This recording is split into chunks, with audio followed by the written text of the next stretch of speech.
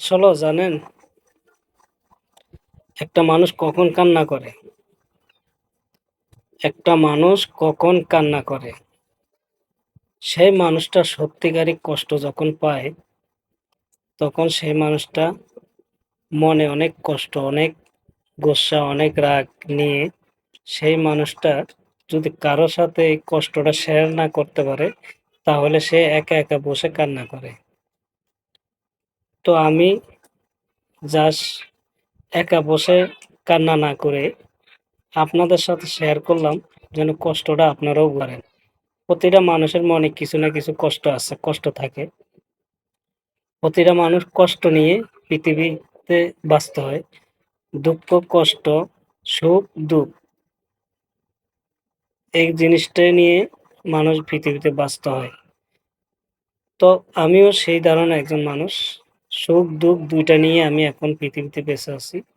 শুধু একমাত্র আপনারা অনলাইনে যারা আছেন, আপনাদের ভালোবাসা পাওয়ার জন্য আমি এখানে অনলাইনে এখনো এই কষ্ট, দুঃখ কষ্ট ২ টা নিয়ে আমি সে বসে আছি অনলাইন জগতে। তো ধন্যবাদ সবাইকে। সবার মনের কষ্টটা, সবার মনের দুঃখটা সবাই যদি সবার সাথে বন্ধু ভেবে কষ্টটা যদি একটু পার্সোনালি যেই কষ্টটা আছে ওইটা শেয়ার না করলে চলে। কিন্তু বিতর্কত বাহিরের যে কষ্টগুলা আছে ওগুলা শেয়ার করলে মনের কষ্টটা একটু হালকা হয়। তো ধন্যবাদ সবাইকে। আর বিশেষ করে আমি এই রমজান মাসে কোনো রিপ্লাই ভিডিও দিই নাই। আশা করি রমজান মাসটা যাউক।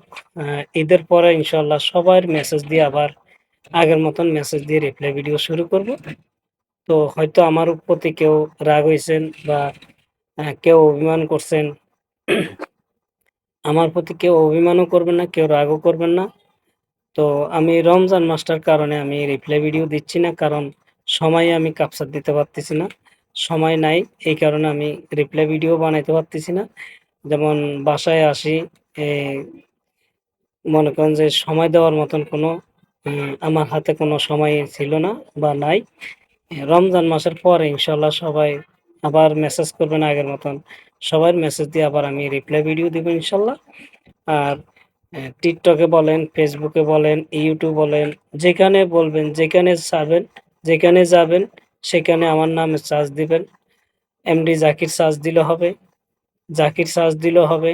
বাংলা দেন, ইংলিশে দেন। যেখানে যাবেন ইনশাআল্লাহ আমার নাম সার্চ দিলেই আমার Facebook এ হোক, YouTube এ হোক, যেখানে হোক সেখানেই আমাকে পাবেন। ধন্যবাদ সবাইকে। আমি ঈদের পর ইনশাআল্লাহ আপনাদের রিপ্লাই ভিডিওগুলা শো করব। আপনারা ইনশাআল্লাহ কেউ মনে কষ্ট নিবেন না। সবসময় হাসিখুশি থাকবেন। আর সবাইকে আমার বাড়ি আসার জন্য দাওয়াত রইলো। ঈদে সবাই আমার বাড়িতে আসবেন, এসে বেড়ায় যাবেন। ধন্যবাদ সবাইকে সাথে থাকার জন্য। আল্লাহ হাফেজ। আসসালামু আলাইকুম।